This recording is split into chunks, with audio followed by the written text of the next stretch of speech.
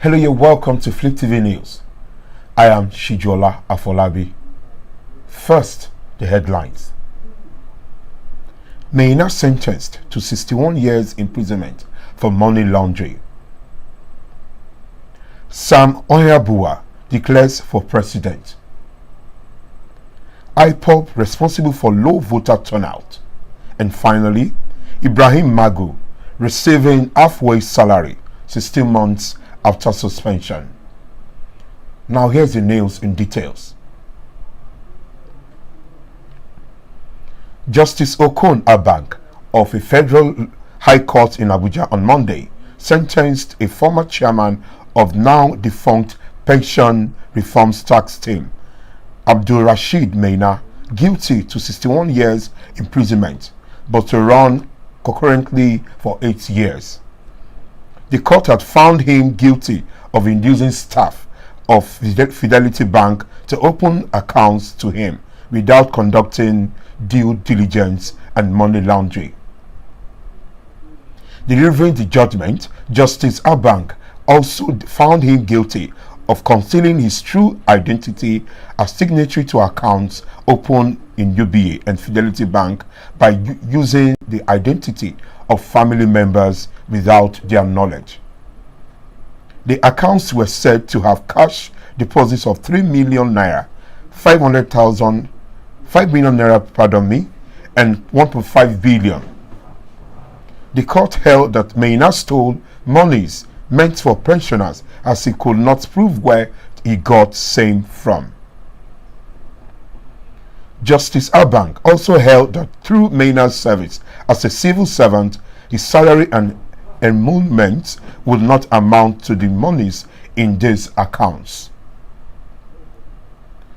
Immediate past president of the Nigerian Pharmaceuticals of Society of Nigeria, Sam Oyabuwa, on Monday declared to contest the position of the president in the 2023 general elections on the platform of People's Democratic Party, PDP. At a press briefing conference in Abuja, Oyabuwa, who lamented worsening social, economic, and political conditions in the country, berated political elites for paying attention to wealth accumulation at the expense of people they sought to govern. The aspirant also decried increasing actions against unity of Nigerian, noting that his presidency will bring cases discrimination in appointments to an end. Oyabuwa said the greatest challenge that propelled his presidential ambition was the need to produce a new Nigeria where injustice is absent. He explained that we need for a Nigerian has become more hope in the country because of the depressing economic challenges where 53% of the Nigerian youth are unemployed and nearly 22% of remain underemployed. The country has also become poverty capital of the world, with hourly 70% of Nigerians classified as poor by the World Bank, he lamented. The aspirant also stated that his desire was to ensure that the Nigerian becomes a nation of knowledge, industry, integrity, liberty, justice, patriotism, and fear of God reign.